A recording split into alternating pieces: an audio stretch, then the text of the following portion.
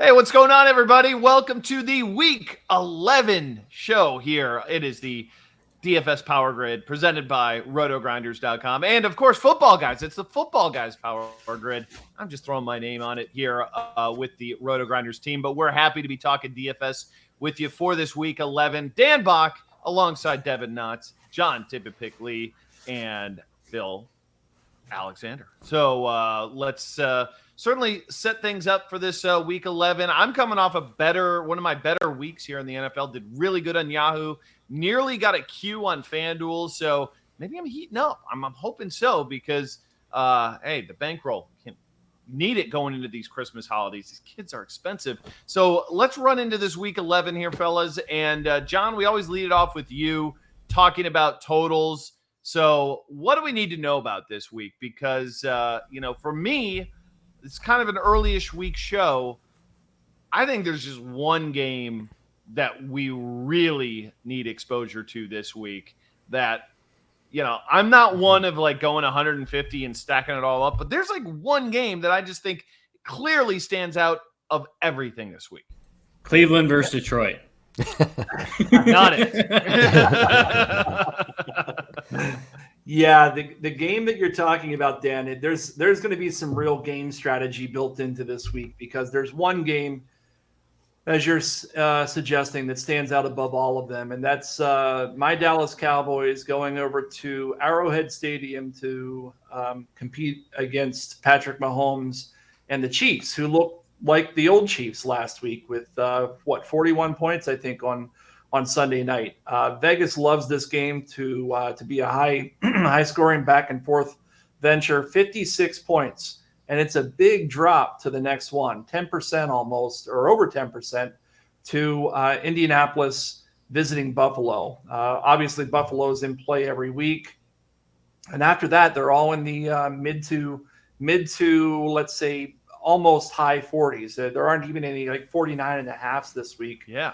I think that the next highest one is 48. It is a game that I like quite a bit. Let me make sure I'm correct here. Oh no, I'm missing one. I take it back. A game that I really like this week is Cincinnati visiting Las Vegas. That's the game I think could be sneaky. And because of all the attention that goes on that Dallas-Kansas City game, we're talking one touchdown difference. If one goes under by a touchdown, one goes over by a touchdown, and the ownership projections are really suggesting there's going to be a lot of exposure to that Dallas-Kansas City game. There might be some reason to look at some of these Bengals and Raiders who are going to be significantly underpriced and underowned. So again, I think it's an interesting game strategy week. I'm not going to suggest to anybody to avoid Cowboys or Chiefs because they certainly are going to be, some of the highest floors and highest upside players, but it's all going to be contingent on how popular they are amongst the masses. Okay, I'm going to get right into some tournament strategy. I'm going to throw it to Phil here, and I'm going to look at this as a single entry or 3-entry kind of max situation, not mass multi-entry. If you're playing single entry, like the $200 one or the $100 one, the SPY on DraftKings, what are you doing here? Are you playing Kansas City, Dallas, or are you fading Kansas City, Dallas in single entry? One lineup is all you got. If one lineup is all I got, I think I'm playing that game, and then I'm trying to get different elsewhere. I kind of agree. Well, no, I think that's – go ahead. I was just going to say I don't have too much to add to it. I think – it's going to get to that total in my mind. What would John say it was? 55 and a half? 56. 56. Yeah, I think it gets there. I think you could play either side of it. I think it's going to be high scoring. So what do you think, Devin, in this situation? One lineup in a week where, again, normally there's a few games that are close to each other. This week it's there's just one that is clearly looked at as the highest scoring game this week. So one lineup in 3 max you said, or single entry?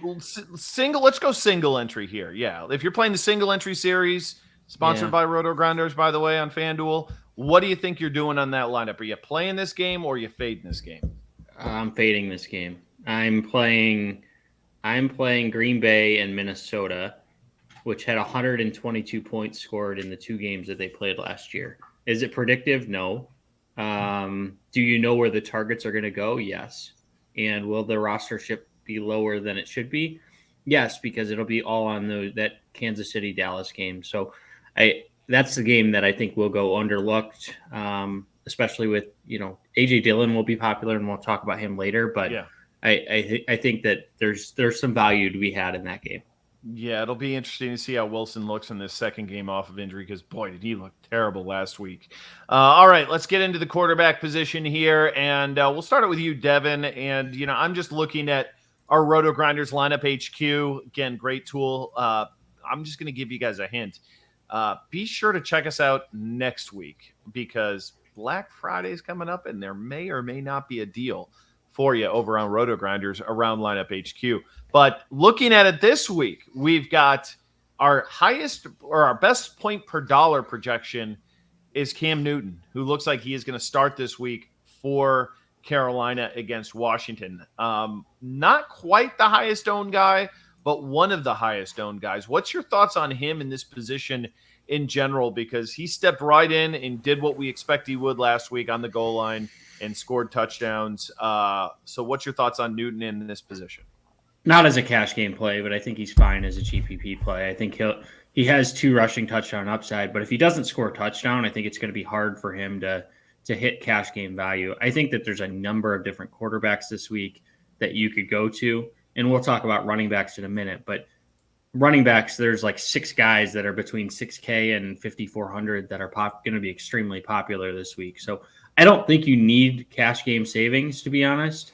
I'm looking up. I'm looking in this Dallas Kansas City game. Patrick Mahomes on DraftKings just seems too cheap at 7.6K. He's burned me like 6 times this year, but I'm going back there after the 1 week he has a really good weeks on a showdown, which I don't play. So I don't know, but I'm going back there. The way to beat Dallas is not on the ground; it's through the air.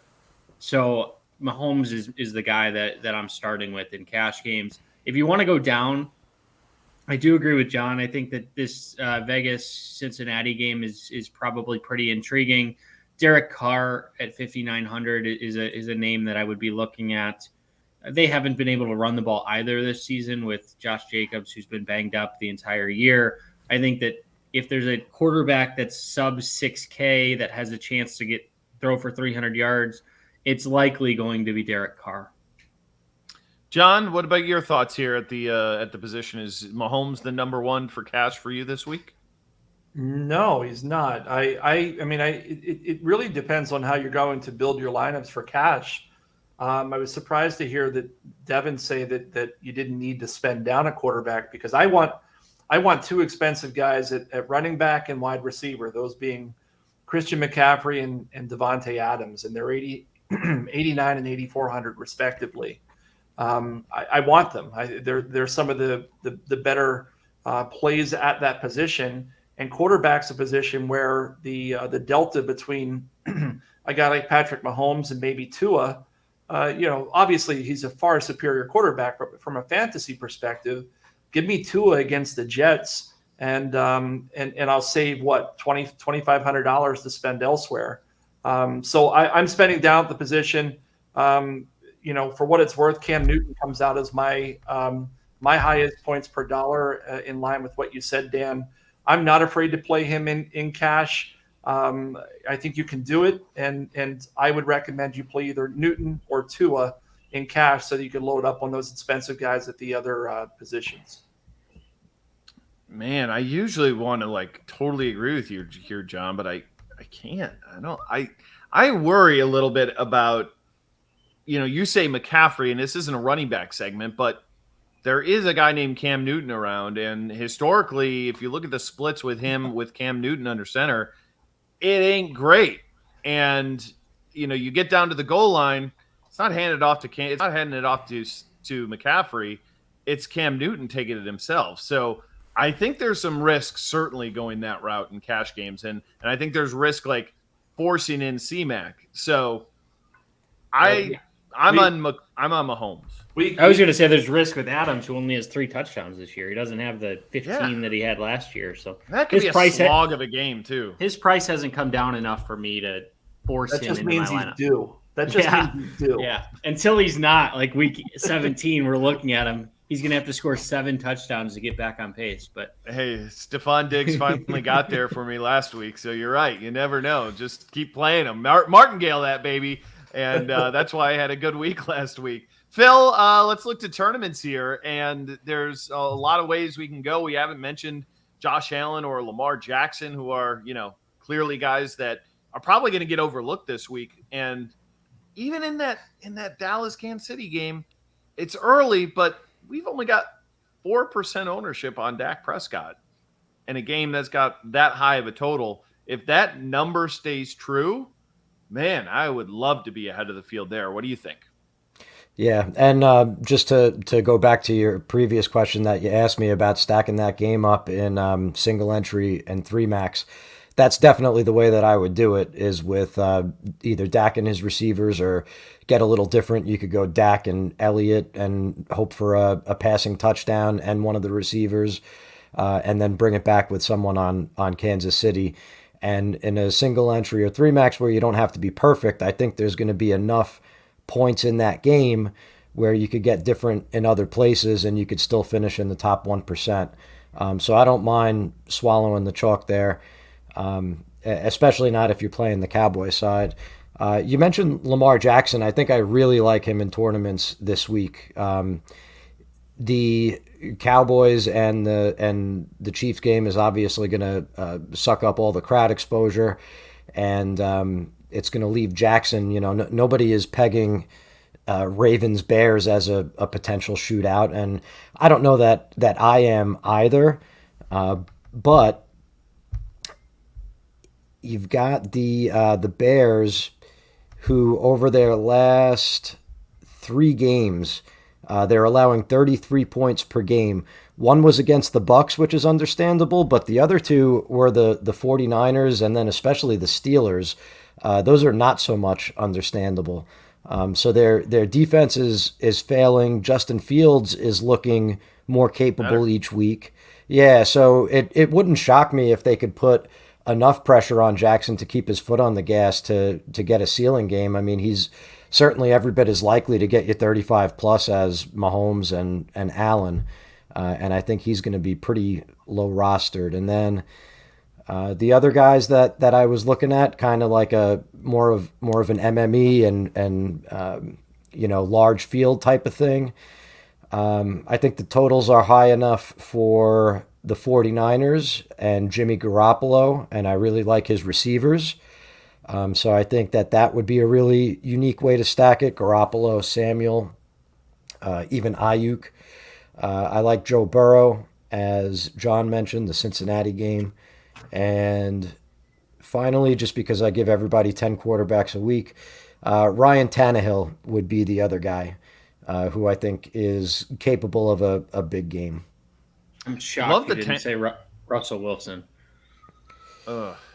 Less than 5%. Less than 5% rostered. I mean, no one's going to play him because of his performance last week. He's 6,500, and FanDuel he's like 7,000. It's a ridiculous price. So yeah, I mean, against Arizona with Kyler back, competitive game. He's a great play this week. He's a great play. He's on my list. You guys hit all 3 of my GPP quarterbacks. Joey Burrow looks great in that game against Las Vegas for the reasons we talked about at the top of the show. Russ going up against Arizona. Arizona's a legit offense, and with a few weeks of Colt McCoy, maybe people come off of that offense a little bit. But if Kyler comes out there and puts up 30, Russ in his second game back, he looked rusty last week for sure. But this week, his price has dropped. His player exposure is going to drop. I think he's a sharp play. And then Phil nailed the. I'm actually really surprised at the rostership numbers I'm seeing on the Cowboys right now. If you're going to stack that game, I think you go with the Cowboys because it's. I mean, like the Cowboys are half the ownership of some of the Chiefs that I'm seeing, and I mean maybe it's because Travis Kelce washed up. I don't know. It's true. I want to just put, my endorsement on the Tannehill call too, because they take on Houston this week. And I mean, their running backs right now are Donta Foreman, Adrian Revenge Peterson, and Jeremy McNichols. I mean, just complete and utter trash. He to AJ Brown 2 times in this game would not shock me one bit. He's a little bit pricey too, though. He's like 6,700 on DraftKings, and I don't think people will play him. I think they'll look at that and be like, "Yeah, I'm not going to play him at that number." So I think that's kind of a sneaky spot home game against a dreaded team or a terrible team. So don't hate that one. All right, if you're joining us here on YouTube, leave us a nice comment. We certainly appreciate that, and of course, subscribe over to Football Guys and RotoGrinders. You can get into the free newsletter over there on Football Guys. It's great. You get information nearly every single day from them to hear what you need to know for your season-long leagues and what's happening in daily. We also have that over at RotoGrinders. We only do it weekly, but be sure to hang around because some great stuff happening there.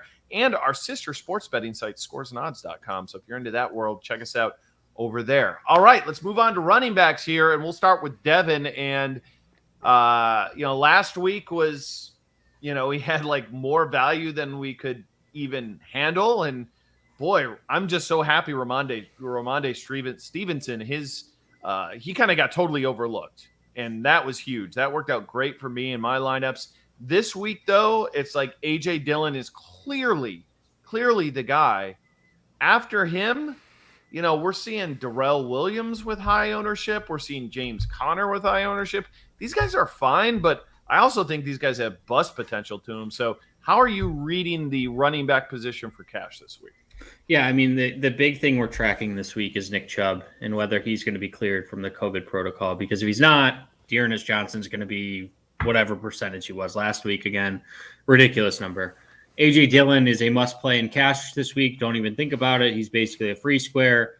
I would say that, God, this is going to be painful, but Myles Gaskin is a decent cash game play at 5,700. I hate Myles Gaskin. I hate everything about him. Like, he gets like 4 carries a game, but his volume has been better with who's the running back that they had there being injured. What was it? Salvon Ahmed? No. Malcolm Brown. Malcolm Brown. Yeah, Malcolm Brown. There you go. Yeah. With Malcolm Brown being injured, and the Jets have allowed, I think, 13 touchdowns to running backs over the last 4 games. Just a ridiculous number that, to me, teams are clearly just doing whatever they want against the Jets, and CJ Mosley looks completely washed at linebacker. So I'm playing Myles Gaskin, even though it kills me to my core to do that. And then James Conner, whatever, he's fine. He's not great, but with no Chase Edmonds, he didn't really have the game that I think a lot of people had expected him to have last week. But at 6.1K against a Seattle team that has shown an inefficiency to stop the running back, I'm fine with James Conner as my cash game play this week. And then there's other guys. I mean, you could go. No, I'm going to stop. I'm going to stop there. I mean, Gaskin's got a whopping 46 carries the last 3 weeks for a whole 100 yards. He sucks. Everything about him is terrible. But you nailed it, because the ultimate test for me was last week against Buffalo. That's a team who doesn't care to run, and I think 3 different running backs ended up scoring touchdowns on the ground that week. So it is like the ugliest, dirtiest play we could have because he is terrible. But man, if he doesn't do it this week, you can just X him out for the rest of the season. But four touchdowns between Breida, Singletary, and Moss, and all of them scored. Nuts. John, what do you got? I saw a couple of the black-eyed Joes come up during that combo. Yeah, I like the AJ Dillon call. I think everybody will. He'll be 70% owned in cash games this week or higher. Myles Gaskin, I've got him too, and I agree with everything that's been said. He's been horrid, but this is a game where maybe he can do something. And he does catch the ball a little bit. He's got a game dating back. It's been a while ago, but week 5 he caught 10 passes for 74 yards against the Buccaneers. And as recently as 2 weeks ago, he caught 6 passes. And on a site like DraftKings, where you get a full PPR, you've got some upside there and a decent floor at 5,700. I'm apparently on an island with my take on Christian McCaffrey. I'm likely to pay up for him at 8,900. He was the leading receiver for Carolina last week, on a week that Cam came back. We'll see what happens with Cam running near the end zone, but I'm okay with CMC. He caught 10 passes last week for 66 yards, and oh, by the way, he carried the ball 13 times and almost surpassed the 100-yard mark, and he didn't play his full series of snaps. He's going to be $10,000 before you know it. So I'll take the discount with him at 8,900. DraftKings only, though, right? Correct. FanDuel is $10,000, Yeah, so I wouldn't play over forget there. about that. Yeah.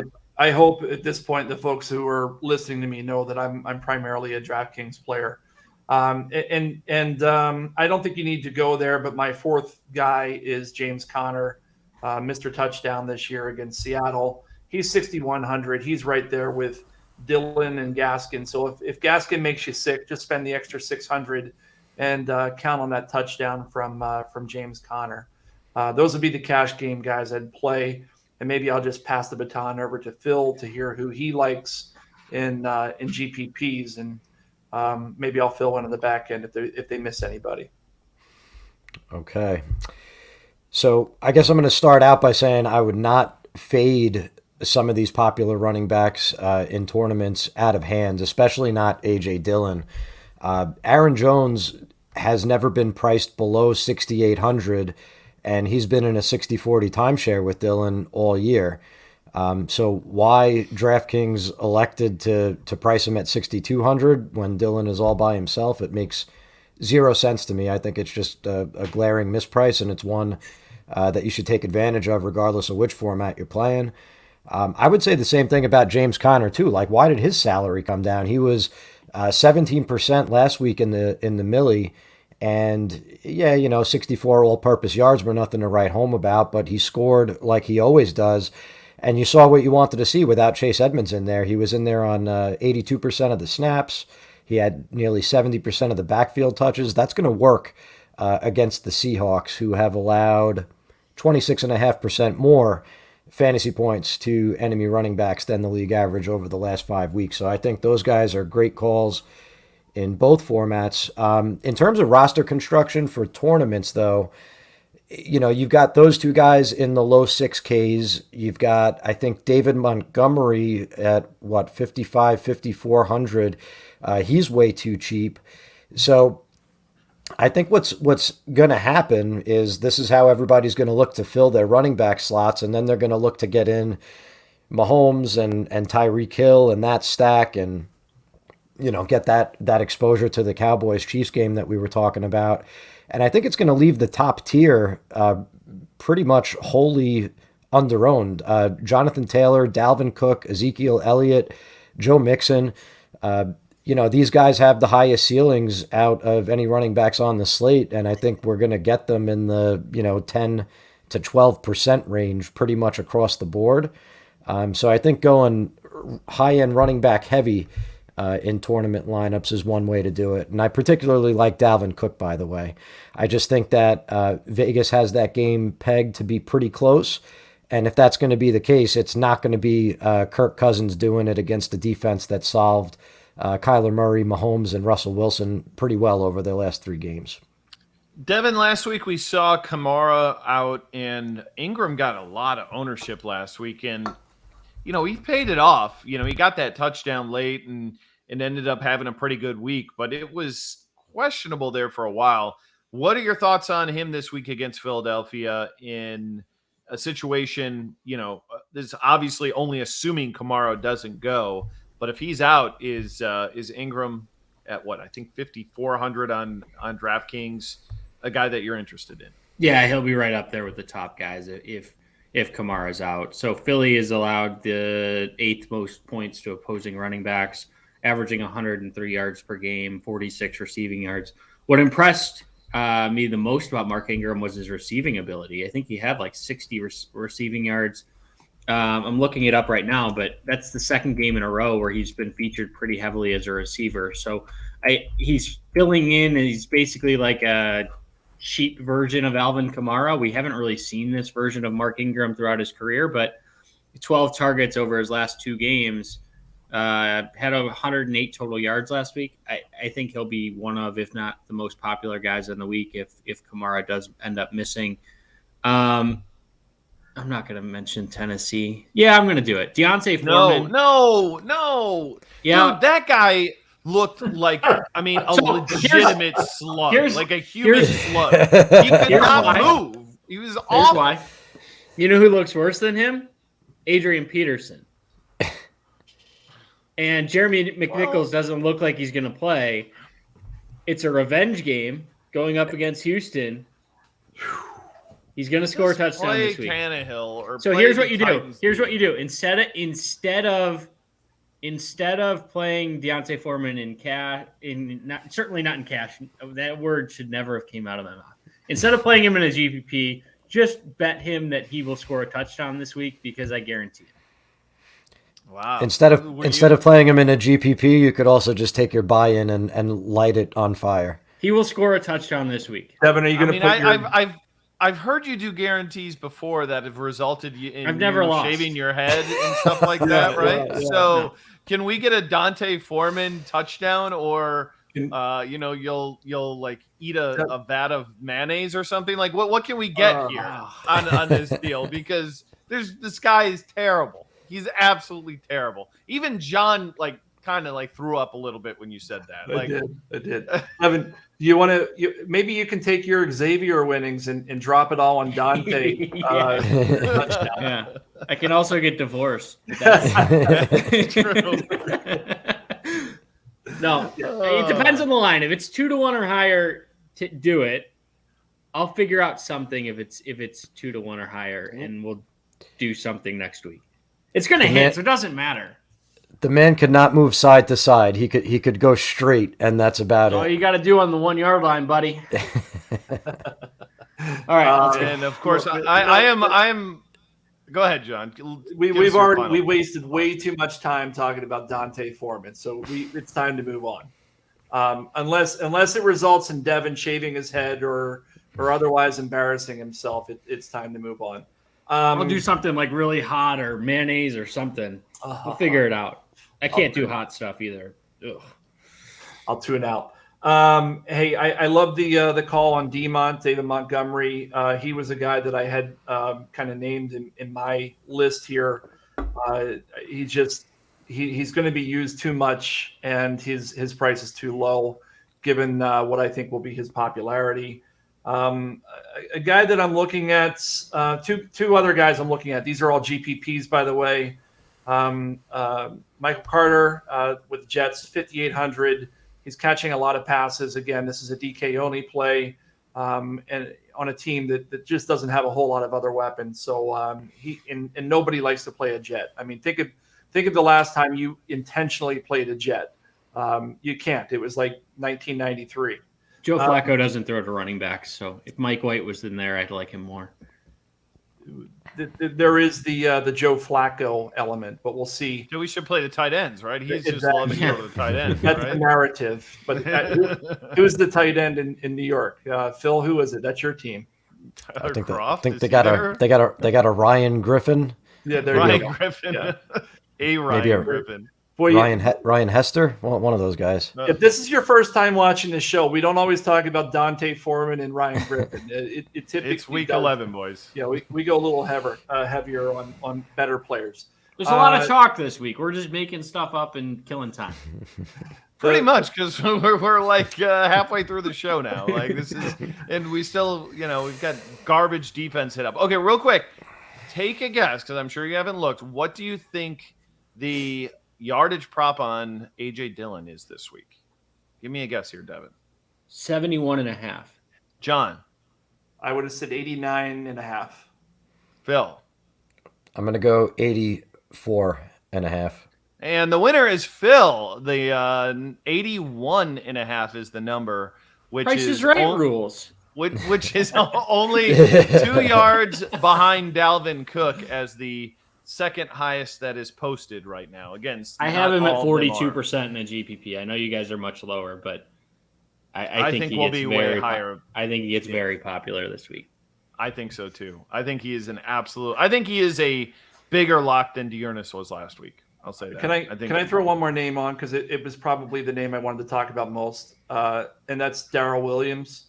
The Chiefs' passing game is going to be super popular. Tyreek Hill is a great play. We'll talk about wide receivers in a moment. Obviously, Patrick Mahomes is going to be popular, and Devin. I don't know how popular Travis Kelce is going to be, in that you called him washed up a few weeks ago. I'm never going to let you live that down until he is actually washed up. Still hasn't topped 75 yards since I said that. Darrell Williams caught 9 passes and had 100 yards receiving last week. He had 11 carries, 20 touches on the team with the highest implied team total on the board. And where do you guys have him in terms of projected ownership, Dan? Can you look that up quickly? Yeah, we were pretty high on him. I think he was like the second or third highest. You guys have him on at the 19 slate for us. 19. That's a bit higher than I saw elsewhere. What about you, Deb? I have him at about 15. At 19 and 15. That's about where he should be. Okay, so I was looking at another site, who I won't say, but he should be somewhere in that area. If he's higher than 20%, then maybe I'll come off of him. But if he's lower than 15, then I'm going to be above that. So those numbers are pretty accurate then. All right, let's keep this show rolling. Hit on up the wide receiver position here on the main slate, and we'll start it off with John here, who already said he loves Davante Adams, going off on a big limb, taking the $8,400 wide receiver. But he's kind of been pretty, I don't say average this year, but the touchdown variance certainly hasn't been there for him. But you feel like this is a bust-out spot for him against Minnesota, and you're prioritizing him, it sounds like, John. So before we start, John has to name his guy. I have to name my guy. Just, John, name your guy as a cash game play. I mean, what are the metrics here by which we're grading? The guy who you name every show. Is it Davante? Cole Beasley. Oh, he's on my list. I'll name T. Higgins because I name him every week. Let's start wide receiver. All right. Well, to be fair, Cole is on the other side of my sheet this week. He's on a GPP play as opposed to a cash game play. Yeah. But it's fair. He did lay an egg. Was it last week? And he hurt me there. But he's a good play. All right. Cash game plays. I've got a couple of them. T. Higgins, Devin's call. Like T. Higgins this week. He's my cheaper guy. I think on the top end, it's either Davante Adams or Tyreek Hill, and then splitting the difference, DJ Moore and Jalen Waddle. I think any of those 5 make a lot of sense for cash games, and it really depends on your build. If you're going to go cheap at quarterback, then you can get those higher guys, and if you're going to spend on a guy like Mahomes, then you're going to have to come down to Waddle, Hill, and Higgins. Are you playing 3 Dolphins in your cash game lineup? I know you mentioned. You said Tua, Gaskin, and now Waddle. But they're all viable. Guys. I mean, I understand, but he's wearing the Dolphins colored shirt, so he gave us a little bit of a hint before the show started what direction he was going to go in. That was all intentional too. All right, Devin. How about you? I mean, this is a week where you said you wanted to play Mahomes, which, depending if you want to get one of these high-end guys, you might have to go dumpster diving here. And I mean, is Marcus Johnson remotely a play for Tennessee at 3,500? Yes, he is. He was so. What most people are just going to quickly look at the matchup and say AJ Brown was shut down by Marshawn Lattimore. That wasn't the case. Marcus Johnson was actually covered by Marshawn Lattimore for a majority of the game, and AJ Brown was double covered. So Marcus Johnson, 3,500. He has a role. He's the only. We played Nick Westbrook Igbini or something 4 weeks ago. Westbrook Akina, I believe is his name. Okay. Akina, let's respect the hyphen. Come on. He was just Nick Westbrook at Indiana. He did not have the hyphen. So that's my excuse there. Anyway, So Marcus Johnson, I think he's fine. We talked about Deontay Foreman sucks and Adrian Peterson isn't much better. So how are they going to move the ball? It's going to be through the air. I think at 3,500, if you want to play one of these top end guys, that's the route to go. The guy that I like this week, on the top end, just to close the debate on Davante Adams or Tyreek Hill, I'm going Tyreek Hill. He leads the NFL in targets this year, and we talked about wanting pieces of that game. So if I'm going to go, I don't know if I can get there, but if I can get there with Marcus Johnson and Tyreek Hill, I may go down that path just because I do really like Tyreek Hill. From a GPP standpoint, how can you not like Deebo Samuel? The guy is just as consistent as they come. The only concern is that there's a potential game script there that he gets game scripted out of, which is why I don't like him as much in cash. But I do think he is a solid GPP play, even though he will be somewhat popular at around 10 to 15%. Jags D is pretty good. Yeah, but so is Deebo Samuel. Deebo's been really good this year. There's no like against good defenses too, right? Yeah. So the Rams last week, he still had 100 yards and a touchdown. So. All right, Phil, before I give a few of my takes, I want to hear yours, what you're thinking for tournaments in this wide receiver position. A lot of names that haven't even been brought up that I think are viable here so far. Yeah, I'm in lockstep with Devin. Deebo Samuel is this week's unequivocal best player on the slate at any position in tournaments play. Wow. Listen, without Cooper Kupp on the slate, what are you going to do? I mean, the guy shouldn't be able to keep up his remarkable efficiency, but it's just time to accept the fact that he's an outlier. So Kupp leads the league in yards after the catch by just 21 yards over Cooper Kupp. Take a guess how many more receptions Cooper Kupp has than Deebo Samuel. 20. 31. So it's ridiculous what the man's doing, and like Devin said, he's doing it to everyone. He doesn't discriminate. So San Francisco has a pretty sneaky high total, 25.5 points, and that passing game runs through Samuel, who gets a 33% share of the targets.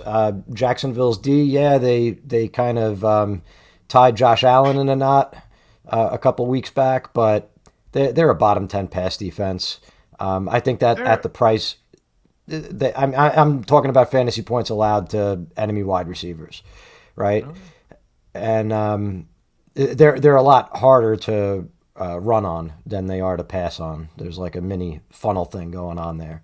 But I think that Samuel is just as likely to break the slate as Tyreek Hill, and he's going to come off like half the roster percentage. And then the other guy I really like in tournaments is Devontae Smith. And in fact, I guess I should have mentioned this in the stacks, but I like Jalen Hurts also. I think that is a stack that no one is going to be on this week. And Smith has scored over 22 DraftKings points in each of his previous 2 games. And where the play really takes off is if Dallas Goedert can't clear the concussion protocol, because then you're just going to have really a ridiculous share of the targets going to Smith. The Eagles are going to run more 11 personnel, and you cannot run on the Saints. So even though Nick Sirianni, he's been running the ball more, and it's put a dent in Hurts' counting numbers, it's not going to work this week. They're going to have to rely on Hurts to pass and to run. I think his ceiling every week is as high as any quarterback's, and Smith is going to be the clear-cut wide receiver 1 there. I'm going to throw a name out here. Tyler Lockett is only 6K on DraftKings this week. You guys already told me how much you like Russell Wilson this week, so Tyler Lockett's got to be in that conversation for cash at 6K. I think that is just a really good salary. Not in cash? No. I mean, no, he's not consistent enough. I mean, T Higgins is 5,400, and he's got other guys that he's sharing targets with. I mean, I think he's fine. Okay, I mean, maybe if you join our 4-man next week in cash, Right? I was you know what? I was freaking sick and tired of you guys. One of you guys missing every single week. It was my turn. It was my turn to miss. So now you guys know what it's like. I missed out on your $20. Yeah. Tyler Lockett will probably be in my lineup. And I really think A.J. Brown this week. I love him for tournaments. He's expensive at 77. I don't think a lot of people will want to press that button because you can get Debo at 7.8 and go a little bit higher and get Adams. But I think there's a bounce back spot here for him. So yeah, those are a couple of guys that I'm looking at. John, tournaments, give me a few thoughts before we move on to tight end. Yeah, I mean, look, I know I'm gonna catch some heat for this, but Cole Beasley comes out high for me again. It is what it is. I don't know what to say. I mean, the model says what it says, and he's twice as likely to hit GPP. Week, though, right? Say again. He's pretty cheap this week. He's 4,800, and he was popular last week, and he disappointed. So people are going to be off of him. He dropped, I think he dropped from 52 to 48. And he's, according to my model, he's twice as likely to hit GPP value as his rostership would otherwise imply. So he's going to be a really sharp play this week. The other, I'm curious, what about Cincinnati Bengals? Devin, Dan, where do you have them in terms of rostership? They're going to be popular. So Higgins I have as a top 2 or 3 wide receiver, and Chase is about 12 to 13%, somewhere in that range. Higgins number 1 on the slate for us. Say again? Higgins number 1 on the slate for us, highest owned. Yeah, so Jamar, and he should be, by the way. He's the guy most likely to hit GPP value this week. But Jamar could get overlooked because of T. Higgins' popularity. And Jamar is 6th highest to reach GPP value. And right now he looks like an excellent play. And Tyler Boyd is in that same conversation, just at a lower level. Dan, I loved your Tyler Lockett play. I agree with that wholeheartedly.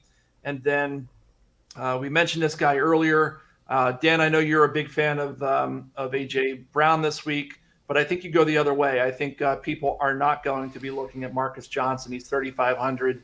I would play him over A.J. Brown. But if you're a big fan of Ryan Tannehill, you can double stack that and only pay 11.5 and get all the retaiving for the Titans. John just proving once again he doesn't listen to the word we are saying. No, I don't.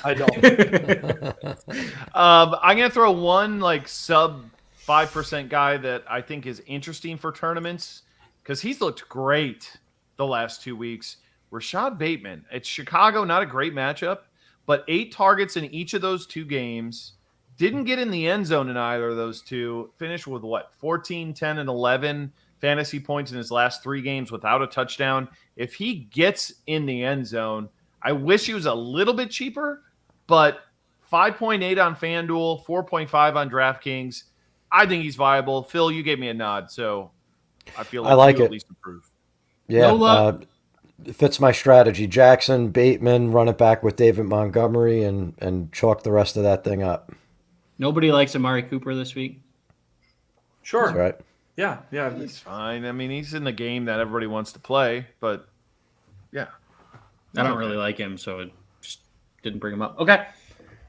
Just all checking. Right, let's get to the tight end position and hear about how washed Travis Kelce is, Devin. What's your thoughts on Mr. Kelce this week? 7.1 is the salary in a massive total game. Sure sounds like you're fading him. Yeah, I'm fading him. Look, it's for second time all year. He's hit 100 yards or more 3 times this year. At 7,100, I've already given enough plays that if I want to go up, I'm going up to Tyreek Hill and I'm spending with Mahomes. Give me the more guaranteed targets. I know Travis Kelce is still going to have some games here or there, but he's still not the player he was a couple years ago, and he's priced up at above 7K. I'm not paying up for it. So where I'm looking at the tight end, I'm going back to the guy who just doesn't seem to have his price increase, and that's Dan Arnold at 4,100. He's the number 1 receiver in Jacksonville by a pretty wide margin. All the guy continues to do is produce. So at 4,100, I've already established that I need to save some money somewhere. He had 4 for 60 in a very tough matchup against the Bills. What did you do last week? My stats solid are last week. 5 for 67. So if he can get me 10 points at 4,100, I'm happy with that. He's their best receiver. I hate to say it. Who Traded else? midseason, but he's the best receiver the Jags have. It's not a bad play. What do you think, John? I mean, we haven't really talked to. I mean, I guess we talked Debo, but maybe it's a George Kittle week. I don't know. Like, he's been good the last 2 weeks. He's not obscenely priced at 6,300. I think more people want to play Waller than him, but it is against Jacksonville. I don't hate the Kittle play. Yeah, I mean, well, let me look at Kittle because he's not on my list. Why didn't he come out high for me? Yeah, he looked great in last week. I was really impressed. I X'd him out because I didn't think he would play enough snaps to be fantasy relevant, and he proved me wrong. Or Shanahan proved me wrong.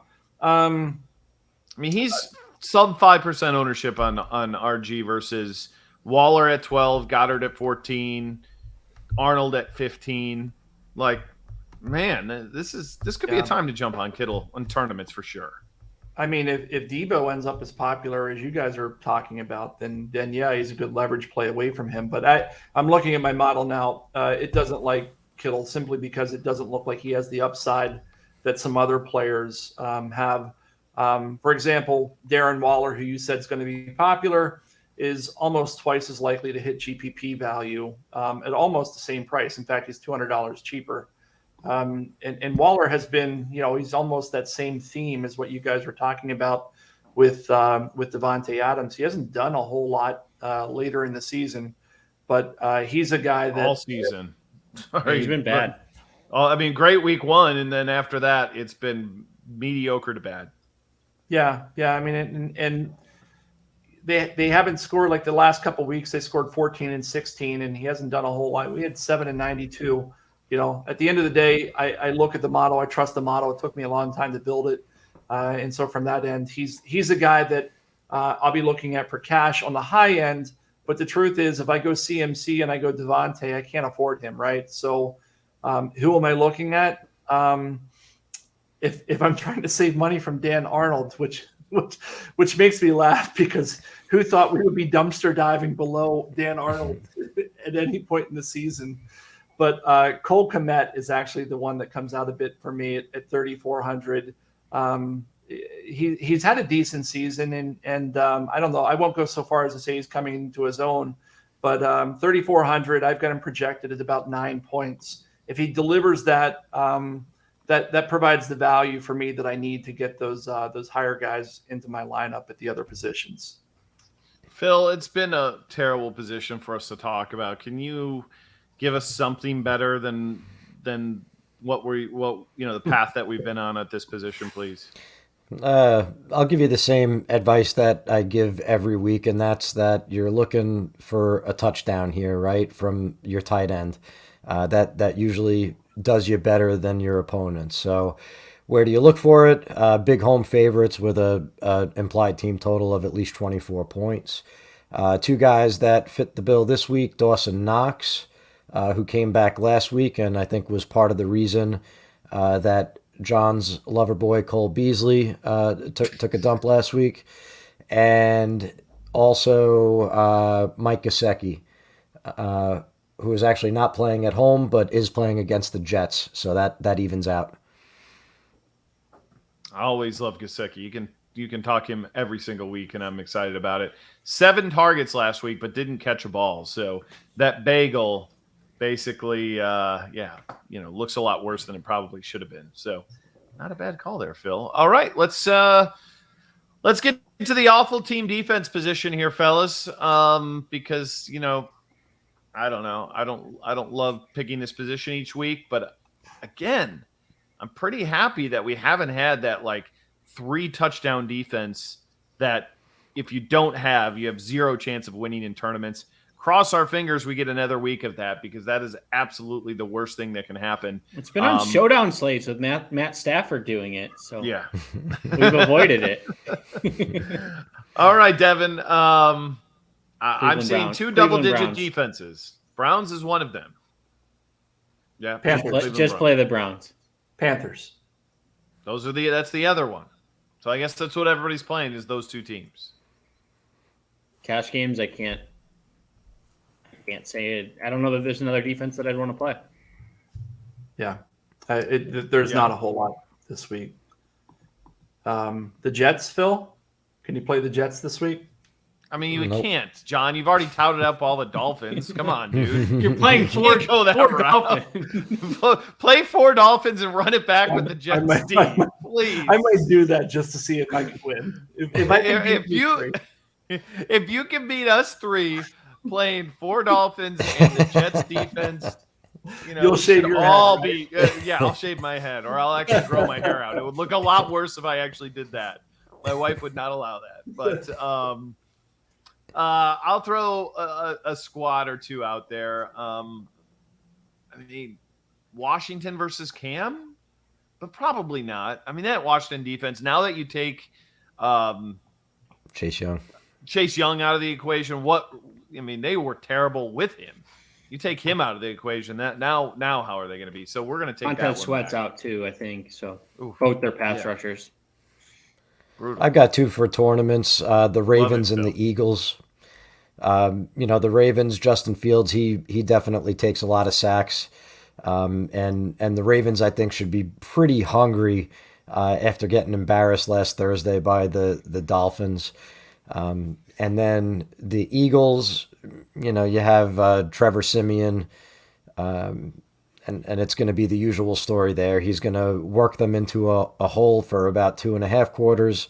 Then they're going to ease up, and he's going to come back, and hopefully those first 2.5 quarters get the Eagles to where you need them to be. Yeah, the Ravens are the GPP pick this week. Justin Fields really struggles with pressure. He hasn't had to face much from a defensive standpoint the last couple of weeks. Yeah, I don't hate the Bills too. Nobody likes to play that D for whatever reason, but Carson Wentz stunk last week versus the Jags, and they had every right to run away with that game, and they just couldn't do it because Wentz couldn't do anything. So Bills defense has been really good this week or this season, even from a fantasy perspective. So 3,200 is their price on DraftKings. I think they're a little bit viable. All right. I mean, we're pretty much kind of towards the end of the show, but I do want to get some final thoughts from all of you guys. Something off the radar this week, okay? We've kind of gone through all of our picks, but we've got a few more minutes here to kill. So, Devin, give us something good this week. Yeah, today we learned that John has built the only Excel model with a political lean, and it's love for Cole Beasley. And the Dolphins. Yeah. So, no, I think it's a really chalky week this week once again. So we saw it last week where a lot of the roster percentages are sort of bundled up all together, but that doesn't mean it makes it any easier for your opponents, even though it's easier for you to build a lineup. So don't get crazy from a bankroll perspective. Continue to be consistent, and don't play Cole Beasley. Fair enough. Okay, John, your retort. When Cole Beasley wins me the million, I'm going to rename him Cole Easley. Tell me about rostership guys for Nick Chubb. We didn't talk about him, and that was something that I wanted to mention at that point. So hard to know because he's not cleared. He could get popular. The other guy that could get popular is Jeff Wilson if Elijah Mitchell doesn't play. So keep an eye on both of those guys. If Elijah Mitchell doesn't play, Jeff Wilson's going to jump up to one of the highest rostered guys this week. So what number is he at, Wilson, salary-wise? Wilson is 5.1. Yep. Ooh, it's not that cheap. Yeah. I was thinking he was going to be cheaper than that. They hate Trey Sermon, so they do. We're at Chubb at 12%. I don't think he's going to go much higher than that. Like, even if he is cleared, like, you know how it works. Like, people listen and watch these shows all week long. They hear these names. And at the last second, if something changes, they don't always go along with it. So I think that's a pretty fair number that Jamino's got on. You guys are higher than me. I'm at 6%. So yeah. I think 12 is where he ends up. I think he gets up to about 10 to 15 if he's active. Well, maybe my point isn't as astute as I wanted it to be then, but I was thinking he might get higher than that because D'Ernest Johnson has won people some money over the past few weeks, and this Cleveland team is almost a 12-point home favorite. With Chubb coming back, I thought that he might build some momentum going into the weekend. And and as it stands now, I've got him about 10% likelihood to hit GPP value. And if he gets up into 20%, what I was going to do is take an opposite stance and say he's a guy that you should fade this week, coming off of some of the things that we know. But keep your eye on that and monitor going into the weekend. I like that one. Detroit is really, really bad against the run and defensively, and you nailed it. Like, this is a spot where Chubb could go off, and John, play him over McCaffrey. Okay. Play him over McCaffrey. Then I'll do it just because you said it. Nice. Especially in that 4-man contest. Yeah. With all those Dolphins and I don't know how I can fit him in with my Miami squad, but I'll try. Phil, you got anything for us? What's the NFT we need to be buying? That would be the Smiles, Dan. From Smiles? From the Smileverse. If you're into streetwear, skateboards, hip hop, it's an NFT that's got something for you. Really cool 3D art. When you say skateboards and that's John, Devin, and me. Like, come on, that is absolutely the market, right? Well, guys, it's always fun doing this show with you guys each and every week. It sounds like next week we're going to go early next week and do a show for Thanksgiving, and then also touch up a little bit on the main slate on Sunday. But I think we're going to do early next week, because normally we record this on Thursday. Not going to be doing that on Turkey Day. So look for us probably Wednesday night, talking Thanksgiving slate, talking showdown, and giving you some tips for the weekend as well. So that's on next week's docket. And be sure in the meantime to subscribe over to the Daily Fantasy Football podcast feed on RotoGrinders or the Audible for Football Guys. Subscribe to the channel on YouTube if you're not already. And we appreciate you guys just for watching, leaving comments, all that good stuff. We love doing this show. It's a good time for us each and every week, and hopefully you get some nuggets that can help you. But always consume both of our content right up until lock, because a lot will change by the end of this show to when rosters lock on Sunday. So for Devin, for John, for Phil, I am Dan. Good luck this week 11, and we'll chat with you next week before Thanksgiving. See you, everybody.